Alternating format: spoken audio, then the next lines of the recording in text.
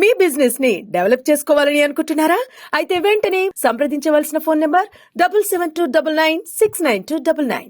వెనుంబాకం విజయసాయిరెడ్డి మీరు రాత్రి అంతా చూస్తున్నారు. ఆయన రాజీనామా, ఆయన ఎత్తులు, పై ఎత్తులు, నక్కజెత్తులు. కొన్ని విషయాలు మీకు చెప్పాలా. అతను ఎంత దుర్మార్గుడంటే, నేను వైసీపీకి కాంగ్రెస్కి వ్యతిరేకంగా పోరాడేవాడిని అని చెప్పేసి కకాని గోవర్ధన్ రెడ్డిని పక్కన పెట్టుకొని ఢిల్లీ నుంచి నా కుమారుడికి మాకు సూట్ కేస్ కంపెనీలు ఉన్నాయని, ఇల్లీగల్ ప్రాపర్టీస్ ఉన్నాయని, వెల్త్ ఉందని చెప్పి ఒక ఎన్ఫోర్స్మెంట్ డైరెక్టరేట్, ఈడీ, ఒక ఆర్ఓసి, రిజిస్టర్ ఆఫ్ కంపెనీస్, ఒక ఇన్కమ్ ట్యాక్స్, ఒక బెంగళూరులో, హైదరాబాద్లో, విజయవాడలో 2 సంవత్సరాలు నలిగిపోయాడు నా కుమారుడు.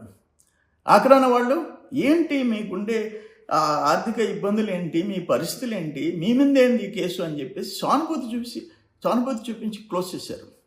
అటువంటి దుర్మార్గుడు నువ్వేంటో. మా కుటుంబం పక్కన అల్లీపురం దగ్గరలోనే, నీ ఊరు తాళ్ళపొడి, మీ ఇల్లు ఏంది, మీ కుటుంబం ఏంది, మా కుటుంబం ఏందో తెలుసు నీకు.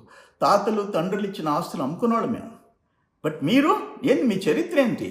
మీ తండ్రి, మీ చిన్నాయన, వాళ్ళ చిన్నాయన్ని మర్డర్ చేసిన కుటుంబం నీది. జైళ్ళకి పోయి వచ్చినారు మీ తండ్రులు, మీ పినతండ్రులు. అటువంటి పరిస్థితి మాకు లేదు. మా పెదనాయన కూడా జైలుకి పోయాడు, సోమిరెడ్డి ఆదినారాయణ.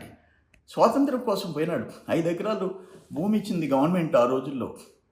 ఈరోజు పేదోళ్ళకి ఇళ్ల స్థలాలు ఇచ్చేస్తే కోట్ల రూపాయల వాల్యూ. అది మీకు మాకు తేడా. ఇంకొక విషయం, నువ్వు ఎన్టీ రామారావు గారి కుమార్తె భువనేశ్వరమ్మ, పురంధేశ్వరి గారు, ఆమె గురించి నువ్వు వాడిన భాష ఏంటి, నువ్వు పెట్టిన ట్వీట్లు ఏంటి? నేను తిరిగి నీకు కౌంటర్ ఇచ్చా, అటాక్ చేశా. నువ్వు నాకు 5 కోట్ల రూపాయలు డిఫమేషన్ నోటీస్ పంపిస్తావు, చెత్తబుట్లో బారేసా, చేసుకోపో అని చెప్పా. అటువంటి వాడి నువ్వు, నీ చరిత్రది. అక్కడన ఉత్తరాంధ్ర వాళ్ళు సాఫ్ట్ నేచర్, ఒక పద్ధతైన వాళ్ళు అక్కడ పోయి సర్వనాశనం చేసావు. నీకేం సంబంధం? నీ తాళ్ళపూడి ఎక్కడ, నీ ఉత్తరాంధ్ర ఎక్కడ, నీ వియంకుడిది కూడా నెల్లూరు. మీ ఇద్దరు కలిసి అక్కడ పోయి దోపిడీ చేసి 1000 కోట్ల రూపాయల ఆస్తులు సర్వనాశనం చేసిన వాళ్ళు మీరు. నువ్వు ఇప్పుడు పెద్ద నక్క చిత్తులు వేస్తున్నావు. నువ్వేం మాట్లాడతావు?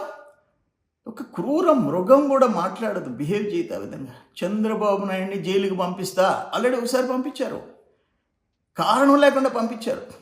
29కి మేము అధికారం వస్తాం, కానీ నువ్వు బతికుంటే, అంటే చంద్రబాబు నాయుడు గారు బతికుండకూడదు అని నువ్వు ఒక ముసలి నక్క. నువ్వు ఇప్పుడు సరెండర్ అయిపోయి రాజీనామాలు చేస్తున్నావు. నేనేం చెప్తున్నానంటే నువ్వు ఏ పార్టీలో చేసుకో, ఎవరి కాళ్ళు మొక్కుకో, కానీ నీ నిజ స్వరూపం, నీ కుటుంబం, నువ్వు, నీ వియంకుడు, నీ అల్లుడు చేసిన పాపాలు, నువ్వు ఎన్ని జన్మలెత్తినా ఆ భగవంతుడు క్షమించడు, నిన్ను అనుభవిస్తావు.